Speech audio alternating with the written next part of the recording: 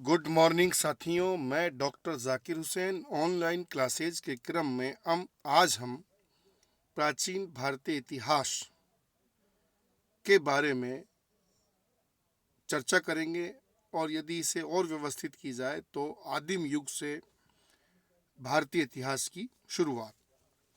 साथियों, यदि इतिहास शब्द का संस्कृत भाषा में अर्थ देने का प्रयास किया जाए तो ये दो शब्दों से मिलकर बना है। एक शब्द है इति, जिसका अर्थ है ऐसा ही। दूसरा शब्द है हास, निश्चित रूप से था, अर्थात जो घटनाएं अतीत काल में निश्चित रूप से घटी वही इतिहास है। यहाँ हमें यह भी समझने की जरूरत है कि इतिहास में हम अतीत में जो भी घटनाएं घटित हुई उन्हीं का अध्ययन करते हैं, और यदि इसे और व्यवस्थित किया जाए तो अतीत में घटित घटनाओं का व्यवस्थित व क्रमबद्ध अध्ययन साथियों इतिहास कहलाता है। और चूंकि घटनाओं का अध्ययन व्यवस्थित व क्रमबद्ध रूप से किया जाता है, इस रूप में यह साइंटिफिक हिस्ट्री या साइंटिफिक एक विषय के रूप में भी मान्य है। क्योंकि दो प्रकार के साइंस हमारे यहाँ स्वीकार्य हैं, एक सोशल साइंस, दूसरा नेचुरल साइंस। और इस रूप में ये सोशल साइंस का एक पार्ट है। और साथियों, ये भी आप ध्यान रखेंगे कि एक शब्द है स्टोरी, कहानी, दूसरा शब्द है हिस्ट्री, इतिहास। जहाँ स्टोरी यानी कहानी कपोल कल्पित होती है, वहीं इतिहास कपोल कल्पित नहीं हो सकता। अनिवार्य रूप से घटनाएं घटित होनी चाहिए, उनका स्रोत होना चाहिए। और यदि स्रोत की बात करें तो वह पुरातात्विक स्रोत हो सकता है, वह लिखित स्रोत हो सकता है। यद्यपि वर्तमान में हिस्ट्री में ओरल ट्रेडिशन यानी की भी मान्यता अभी स्वीकार्य है, जिसमें उन घटनाओं के कंटेम्परेरी हमें या तो आई विटनेस मिलने चाहिए या ओरल ट्रेडिशन में कुछ कहावतों, लोकोक्तियों या उस तरह की बातें मिलनी चाहिए। उन्हें भी साइंटिफिक मेथड से ही अध्ययन करने का प्रयास स्वीकार्य है इतिहास में। साथियों, यदि इतिहास की हम और थोड़ी परिभाषाओं पर चर्चा करें तो ब्रिटिश मूल के इतिहासकार E.H. कार द्वारा अपनी पुस्तक व्हाट इज हिस्ट्री में इतिहास के लिए उन्होंने कहा है कि history is an ending dialogue between past and present.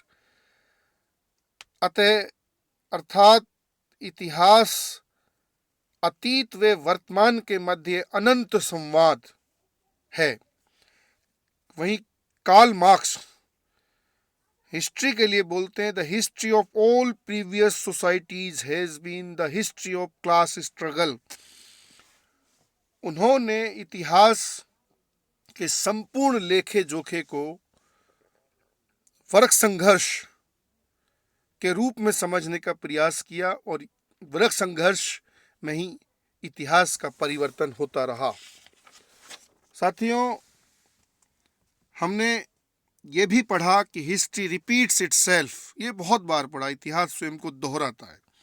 और इस बात को जो कहने का अर्थ रहा, उसका अर्थ यह है कि समयांतर के बावजूद, काल बदलने के बावजूद इतिहास की घटनाएं अपने सेम पैटर्न पर बहुत बार बदलती, बहुत बार घटित होती रही या हमें दिखाई देती रही। और इस रूप में इतिहास में कहावत है कि जैसा बोओगे वैसा काटोगे, जैसा बोया गया वैसा काटा गया। तो इतिहास इस रूप में यदि अध्ययन की बात की जाए कि इतिहास का अध्ययन क्यों किया जाए, तो इतिहास इस रूप में हमें एक सबक की भांति भी है, हमें सुझाव की भांति भी है। इतिहास हमें अपने वर्तमान और भविष्य को मोर बेटर करने का एक प्लेटफॉर्म भी देता है, एक सजेशन भी देता है। और साथियों, यह इतिहास का हमारे लिए बहुत बड़ा महत्व है, क्योंकि अतीत में जैसा हुआ, जैसा किया गया, वैसे ही उसके परिणाम हमारे सामने रहे। साथियों, यदि हम इतिहास यानी विश्व इतिहास के जनक के रूप में किसी को संज्ञा दें तो वो है यूनानी मूल के हेरोडोटस। 5वीं शताब्दी के ये वो महान इतिहासकार थे जिन्होंने यूनानी भाषा में हिस्टोरिका या द हिस्ट्रीज लिखी, और यही वो पहले व्यक्ति थे जिन्होंने व्यवस्थित व क्रमबद्ध अध्ययन किया घटनाओं का। और उन्हीं के द्वारा ईरानी मूल के यूनानी शासक डेरियस प्रथम, जिसे दारा प्रथम भी कहते हैं, के भारत पर प्रथम विदेशी आक्रमणकारी के रूप में उल्लेख किया। उन्होंने भारत पर 522 ईसा पूर्व में साथियों आक्रमण किया था, और ऐसा माना जाता है कि उनके कुल 28 प्रांत थे, जिनमें से सिंध प्रांत उनका 20वां प्रांत था, और सिंध प्रांत से कुल 360 टैलेंट वार्षिक आय प्राप्त होती थी। ये उल्लेख भी हमें हेरोडोटस के द्वारा दिया जाता है। इसी क्रम में यदि भारतीय इतिहास के पिता की बात करें तो वो महर्षि वेद व्यास थे, जिन्हें वेदों के संकलनकर्ता तथा महर्षि वेद व्यास को ही महाभारत के रचयिता का श्रेय भी दिया जाता है। और साथियों, इन्हीं की स्मृति में गुरु पूर्णिमा का सेलिब्रेशन किया जाता है। भारत में यदि प्रथम वैज्ञानिक इतिहास लेखन का श्रेय किसी को दिया गया तो वो है 12वीं शताब्दी में कश्मीर के शासक जयसिंह लोहार के दरबारी विद्वान कल्हण को, और जिनकी महत्वपूर्ण रचना साथियों राजतरंगिणी थी। और राजतरंगिणी में सृष्टि के उदय से लेकर 12वीं शताब्दी तक के कश्मीरी इतिहास का उल्लेख है। यद्यपि कश्मीर के साथ उन्होंने बहुत सारी घटनाओं का, जो कश्मीर से रिलेटेड जो भारतीय इतिहास की घटनाएं थी, उनका भी उल्लेख किया है।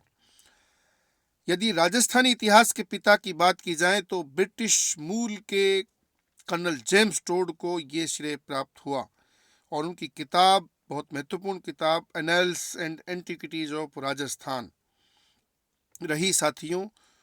और उन्होंने राजस्थान का प्रथम बार व्यवस्थित व क्रमबद्ध इतिहास रचा। ये बात हमें समझ में आ गई कि इतिहास में हम घटित घटनाओं का अध्ययन करते हैं। साथियों, वैसे तो इतिहास 100% साइंटिफिक या इतिहास में 100% ऑब्जेक्टिविटी, वस्तुनिष्ठता संभव नहीं है, लेकिन फिर भी एक इतिहासकार को एक न्यायाधीश की भूमिका में मैक्सिमम ऑब्जेक्टिविटी, अधिकतम वस्तुनिष्ठता के दृष्टिकोण से इतिहास का अध्ययन व लेखन करना चाहिए। उन्हें पूर्वाग्रहों से अधिकतम मुक्त रहना चाहिए। इतिहास का ये दर्शन उन्हें हमेशा याद रहना चाहिए, और तभी साथियों किसी देश, किसी समाज, किसी क्षेत्र, किसी समय का हम बेटर और फ्रूटफुल इतिहास समझ सकते हैं या इतिहास का लेखन कर सकते हैं।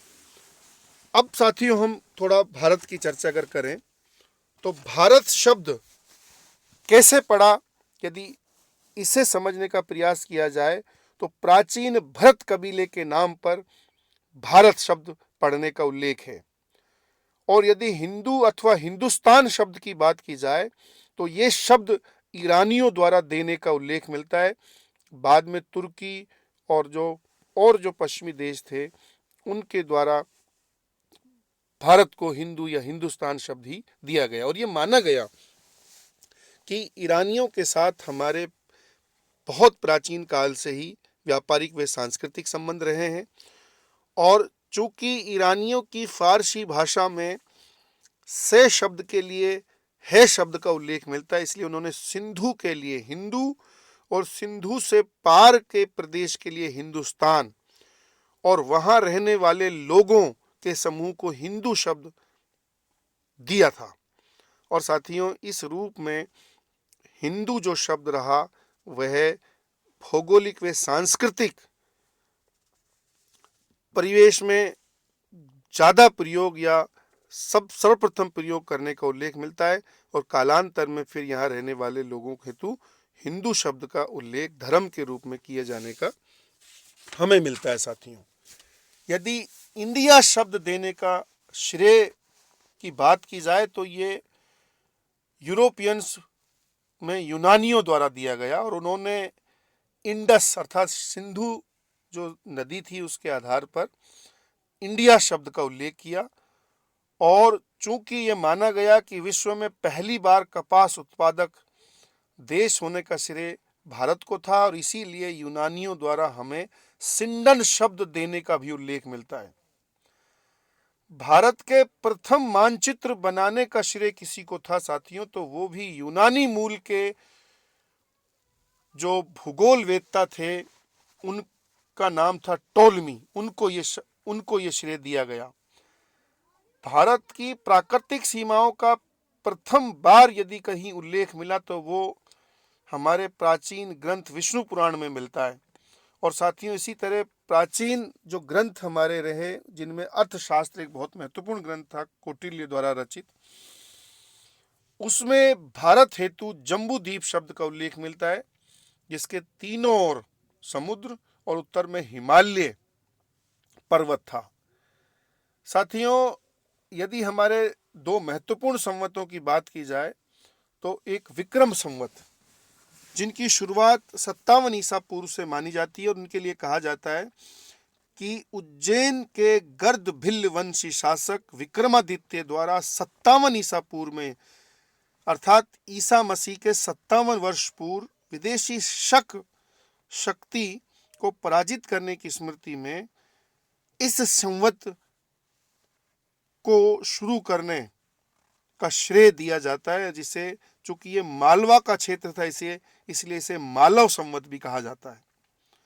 और साथियों, बहुत ही महत्वपूर्ण बात यह है कि भारतीय संविधान का जब निर्माण हुआ तो उस निर्माण की अंतिम तिथि के रूप में हमने विक्रम संवत यानी हमारे संविधानविदों ने विक्रम संवत का ही प्रयोग किया था। यदि शक संवत की बात की जाए जो भारतीय अन्य संवत है तो उसकी शुरुआत 78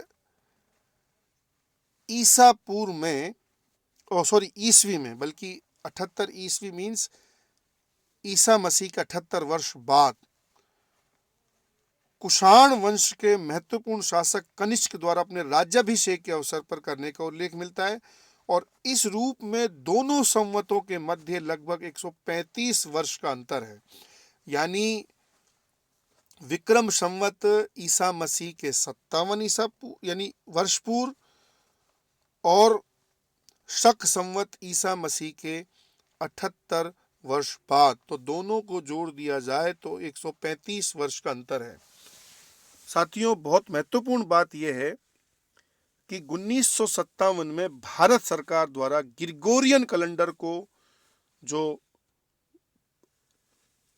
वेस्टर्न कंट्रीज में मान्य रहा, सरकारी संवत घोषित करने के दौरान शक संवत को सहायक संवत के रूप में मान्यता दी गई। और यदि ग्रिगोरियन कैलेंडर की बात की जाए तो इसकी शुरुआत 1582 में पोप ग्रेगरी अष्टम बल्कि 13वें के द्वारा किए जाने का उल्लेख है। साथियों, एक अन्य संवत हमें मिलता है जिसको हम बोलते हैं गुप्त संवत। और यदि गुप्त संवत की बात की जाए तो यह 319 ईस्वी में गुप्त वंशी शासक चंद्रगुप्त प्रथम द्वारा अपने राज्याभिषेक के अवसर पर शुरू किया था। एक अन्य संवत भारत में जो प्राप्त हुआ उनका नाम था चालुक्य विक्रम संवत। यह 1076 ईस्वी में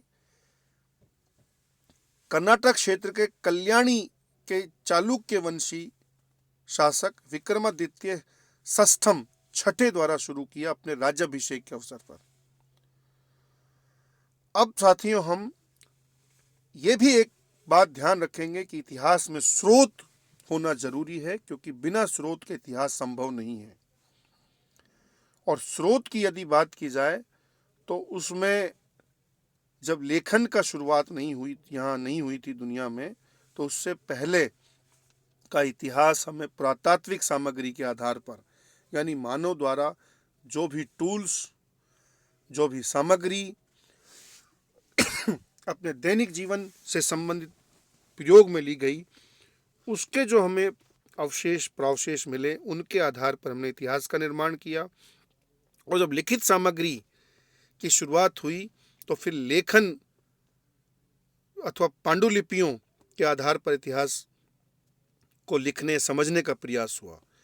और साथियों वर्तमान में कंटेम्परेरी समय में हम ओरल ट्रेडिशन, जिसमें कहावतों, जिसमें घटनाओं को सुनने समझने देखने वाले करेक्टर्स की अनुभूतियों के अनुभवों को भी शामिल किया जाता है। और एक अन्य पैटर्न हमारे यहाँ इतिहास का रहा था एंथ्रोपोलॉजिकल रिसर्च, मानव शास्त्रीय अध्ययन या शोध के आधार पर भी इतिहास का निर्माण हुआ। यानी इतिहास एक बहुत ही व्यापक सब्जेक्ट है साथियों। और वैसे तो हमने ये भी आपसे चर्चा की थी कि दुनिया के सारे विषय एक इकोसिस्टम की भांति आपस में जुड़े हुए हैं, और सारे के सारे सब्जेक्ट बहुत ही महत्वपूर्ण और बहुत ही, जिनको कह सकते हैं कि लाभदायक रहे संपूर्ण मानव समाजों के लिए। यदि स्रोत सामग्री के आधार पर इतिहास का विभाजन करें तो इन्हें 3 भागों में बांटा गया साथियों। एक है प्रागे इतिहास, जिसे हम प्री हिस्ट्री भी बोलते हैं, और मात्र पुरातात्विक सामग्री द्वारा इतिहास लेखन का जो परंपरा रही, जिसमें लिखित साक्ष्यों का भाव रहा, उसे हम प्रागैतिहास शब्द का यूज उसके लिए हम करते रहे या करते हैं। और इसका जो एग्जाम्पल उदाहरण मिल सकता है वो है पाषाण काल, क्योंकि यहाँ लिखित साक्ष्य हमें नहीं मिलते, यानी लिखित साक्ष्यों से पहले का इतिहास। इसी काल में आधुनिक मानव के आदिम रूप होमोसेपियंस के उदय का भी हमें उल्लेख मिलता है साथियों। दुनिया का पहला बुद्धिमान मानव होमोसेपियंस ही था, जो लगभग 25 लाख वर्ष पूर्व हमें उसके उदय का उल्लेख मिलता है। और ये भी मानते हैं कि ये अफ्रीका महाद्वीप में इसका उदय हुआ था। भारत में सर्वप्रथम मानव जीवाश्मों का यदि साक्ष्य हमें मिला तो वो नर्मदा घाटी क्षेत्र में मिला साथियों। अन्य शब्द हमें मिलता आद्य इतिहास, प्रोटो हिस्ट्री। इस काल में यद्यपि लिखित सामग्री का हमें साक्ष्य तो मिलता है, लेकिन इतिहास निर्माण में उसका यूज नहीं कर पाए। यानी इतिहास निर्माण में स्रोत के रूप में अभी भी पुरातात्विक सामग्री पर ही निर्भरता रही। यह इतिहास हमें आद्य इतिहास या प्रोटो हिस्ट्री नाम इसे हमें दिया जाता रहा। और साथियों इसका बहुत ही महत्वपूर्ण उदाहरण है सैंधव सभ्यता। फिर हमें एक शब्द मिलता है साथियों, और वो है इतिहास। ये इतिहास का वह दौर था, या ये उस काल के लिए प्रयोग में हुआ जब अन्य स्रोतों के साथ लिखित स्रोतों का भी इतिहास लेखन में प्रयोग शुरू हुआ। और यदि साथियों दुनिया के इतिहास में लिखित स्रोतों का पहला साक्ष्य की बात की जाए तो वो हमें इजिप्टियन सभ्यता में, मिस्र की सभ्यता से प्राप्त होता है। भारत में लेखन कला का प्रथम सुस्पष्ट साक्ष्य हमें 6ठी शताब्दी ईसा पूर्व में प्राप्त होता है, यानी जैन बौद्ध धर्म के उदय के काल में।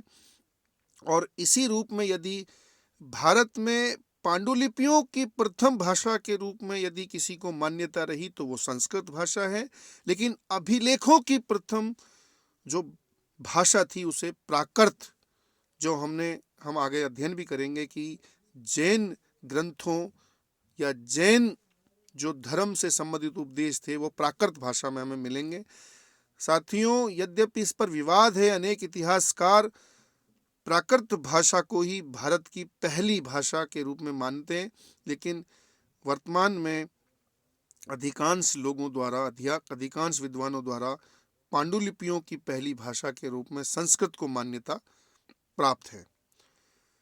पांडुलिपियों अथवा प्राचीन दस्तावेजों के अध्ययन को पैलियोग्राफी कहा जाता है साथियों। वहीं अभिलेखों के अध्ययन को एपिग्राफी तथा सिक्कों के अध्ययन को न्यूमिस्मेटिक्स कहा जाता है। ये तीनों शब्द कई बार एग्जाम में पूछे गए हैं। यानी प्राचीन दस्तावेजों अथवा पांडुलिपियों का अध्ययन को पैलियोग्राफी, अभिलेखों के अध्ययन को एपिग्राफी तथा सिक्कों के अध्ययन को न्यूमिस्मेटिक्स की संज्ञा दी जाती है। अब यदि भारतीय इतिहास के काल विभाजन की बात की जाए तो साथियों इसके काल विभाजन का श्रेय ब्रिटिश मूल के इतिहासकार जेम्स मिल को दिया जाता है, जिन्होंने 1817 में अपनी 6 खंडों वाली पुस्तक the history of British India लिखी थी। और साथियों दुर्भाग्य मान लीजिए या उनकी साम्राज्यवादी दृष्टिकोण से इतिहास लेखन का पूर्वाग्रह मान लीजिए साथियों, उन्होंने ये विभाजन जो किया धर्म के आधार पर किया और उन्होंने फूट डालो और राज करो की नीति के तहत प्राचीन काल को हिंदू धर्म, मध्य काल को इस्लामी शासकों का इतिहास और आधुनिक काल को साथियों उन्होंने ईसाई धर्म का शासन नहीं कहा बल्कि आधुनिक काल की संज्ञा दी। और आधुनिक की परिभाषा उनकी बहुत ही डिफरेंट थी, बहुत ही जिसको हम लोग बोलते हैं कि बहुत पूर्वाग्रहों दंभ से लबरेज थी। और उन्होंने कहा कि हम आपको आधुनिक मीन्स डेमोक्रेटिक स्टेट, जब डेमोक्रेसी की बात करने लगे वो, और वो साइंटिफिक आइडियाज़ की बात करने लगते हैं साथियों, वो ह्यूमन राइट्स की बात करने लगते हैं साथियों, महिलाओं के प्रति सकारात्मक दृष्टिकोण की बात करने लगते हैं वो। तो उनका कहना यह था कि जब साइंटिफिक दृष्टिकोण हो, रेशनल सोच लोगों की पैदा होने लगे, डेमोक्रेसी में बिलीव बढ़ने लगे और जब महिलाओं के प्रति सकारात्मक दृष्टिकोण पनपने लगे और धर्म की बजाय बहुत ही तार्किकता से विषयों को समझने का प्रयास किया जाए, तो उन्होंने ऐसे समय के लिए एक आधुनिक शब्द का यूज किया। और ये भी साथियों बहुत ही उनका भारतीयों को यानी हमारी समझ को, इतिहास की जो पायस समझ है उससे इतर ले जाने का प्रयास था। साथियों 1907 में नोबेल पुरस्कार विजेता रुडयार्ड किपलिंग द्वारा अपनी पुस्तक द व्हाइट मैन्स बर्डन में भारत में अंग्रेजों के आगमन को इसी दृष्टिकोण से जस्टिफाई करने का प्रयास किया था। और उन्होंने ये कहा था अपनी उस पुस्तक में कि श्वेत लोगों पर असभ्य काले लोगों को सभ्य व आधुनिक बनाने हेतु ईश्वर द्वारा प्रदत्त एक अतिरिक्त भार के रूप में ये श्वेत लोग भारत जैसे देशों में आए थे। यानी हमें ईश्वर ने यहाँ भेजा था कि हम आपको आधुनिक करें। और जब हमने आपको आधुनिक कर दिया, जब हमने आपको रेलवे से लेकर के साइंटिफिक मेडिकल साइंस से लेकर इंजीनियरिंग साइंस से लेकर के डेमोक्रेसी से लेकर जब हम प्रशिक्षित कर दिया, तो हम वापस चले गए।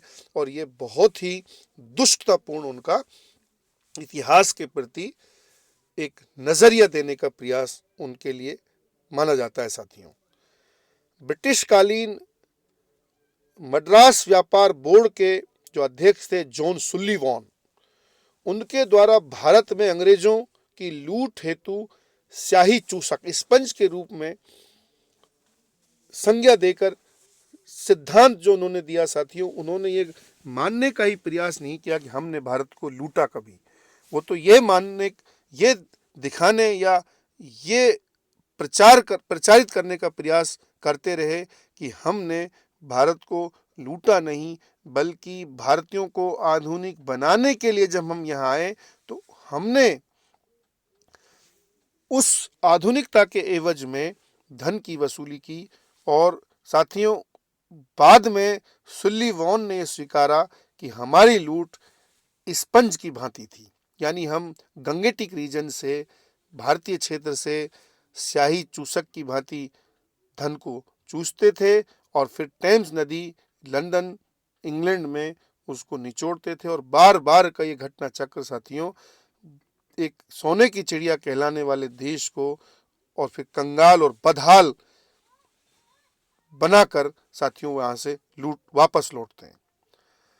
अब यदि पाषाण युग की बात की जाए तो पाषाण युग साथियों 3 भाग में हम बांटते हैं।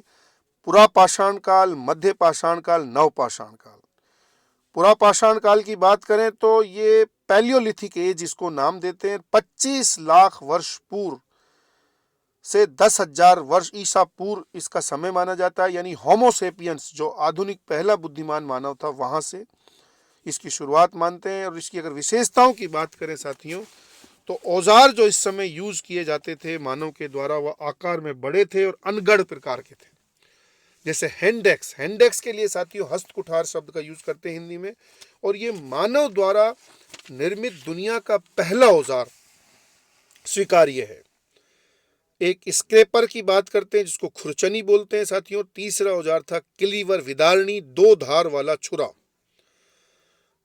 साथियों पुरा पाषाण काल में औजार निर्माण हेतु पेबल्स या क्वार्ट्ज शब्द का यूज करते थे। पेबल्स वो हमने देखे भी हैं किसी नदी क्षेत्र में यदि आप जाएं तो वहां पर जो गोलाकार आपको पत्थर मिलेंगे, जो पानी से घिसे हुए पत्थर, वो पेबल्स कहलाते हैं।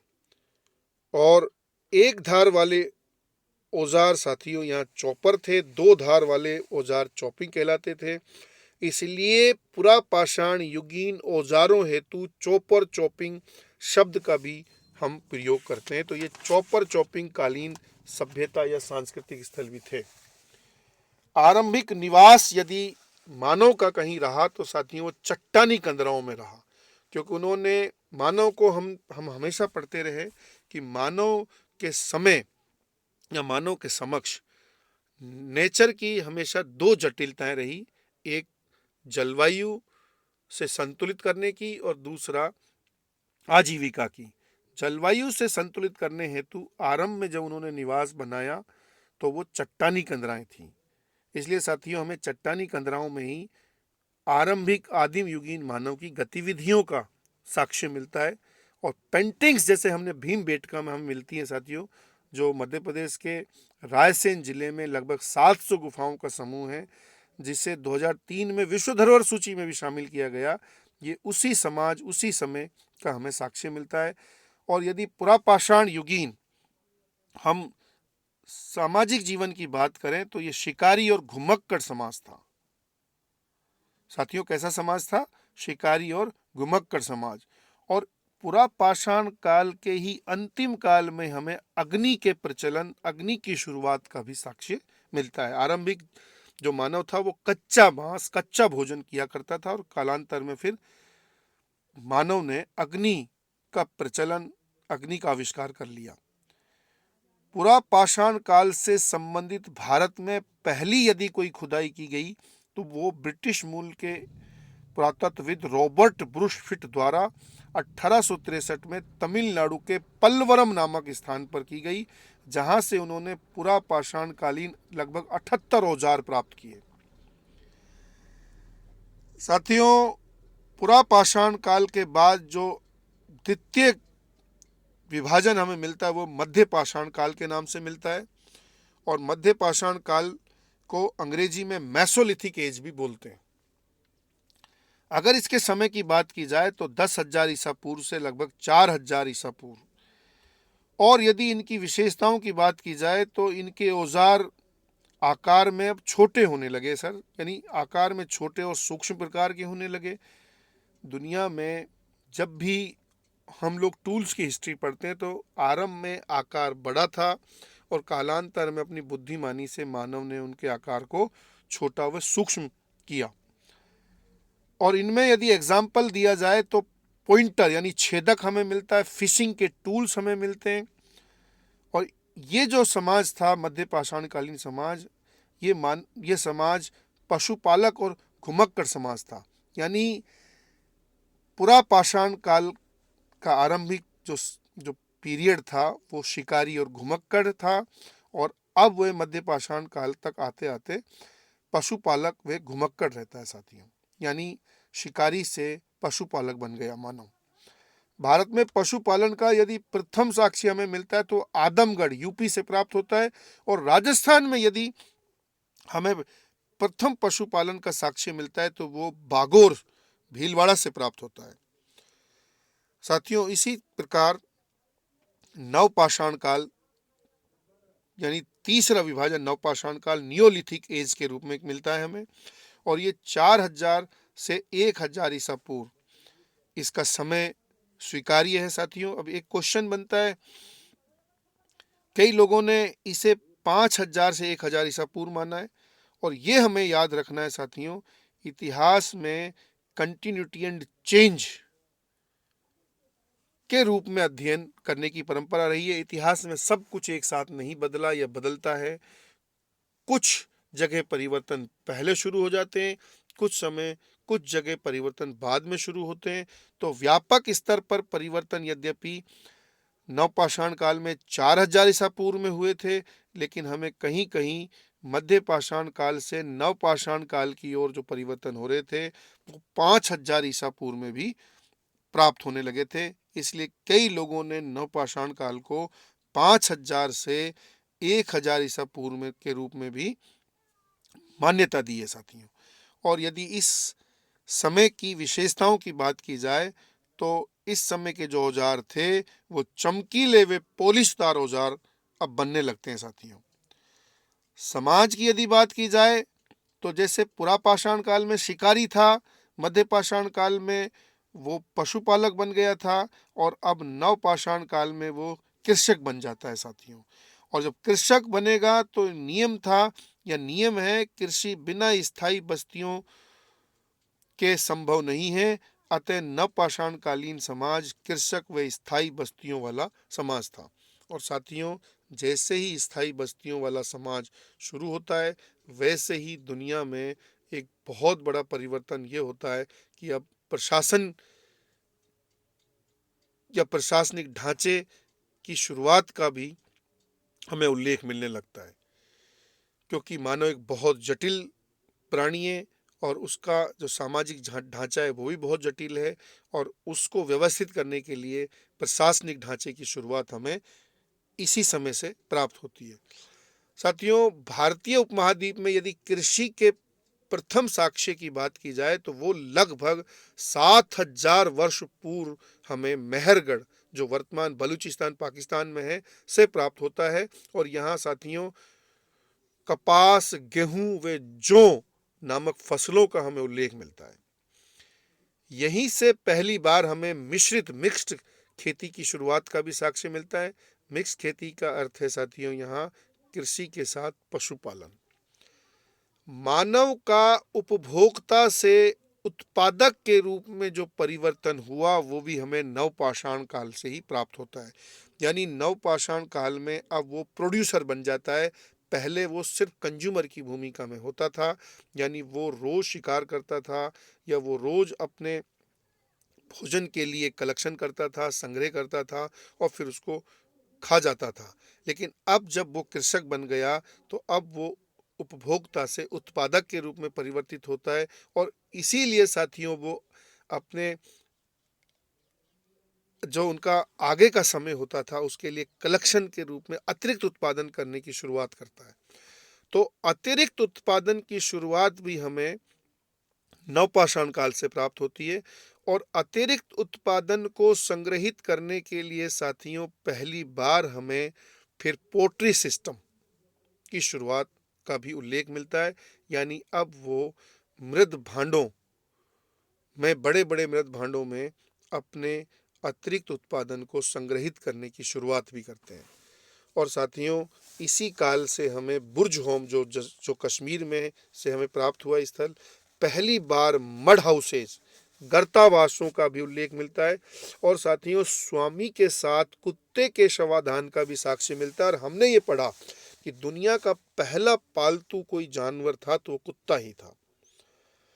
पहिए का आविष्कार व कुम्हार के चाक का आविष्कार भी इसी समय मिलता है, क्योंकि कुम्हार के चाक के द्वारा फिर उसको आइडिया बनाकर साथियों मानव ने पहली बार बिना आरे वाले पहियों की शुरुआत की वो इसी काल से की, और पहिए की शुरुआत के साथ फिर व्यापार वाणिज्य की हमें नई परंपरा का भी उल्लेख मिलता है। और व्यापार वाणिज्य की परंपरा द्वारा, चूंकि ये बार्टर सिस्टम पर था, ये वस्तु विनिमय पर आधारित एक व्यापार था, और जब इससे प्रॉफिट मेकिंग एटीट्यूड बढ़ने लगा, या जब इससे धन, या यूं कह सकते कलेक्शन में बढ़ोतरी हुई, तो फिर साथियों समाज में हमें वर्ग भेद होने की शुरुआत का भी उल्लेख मिलता है।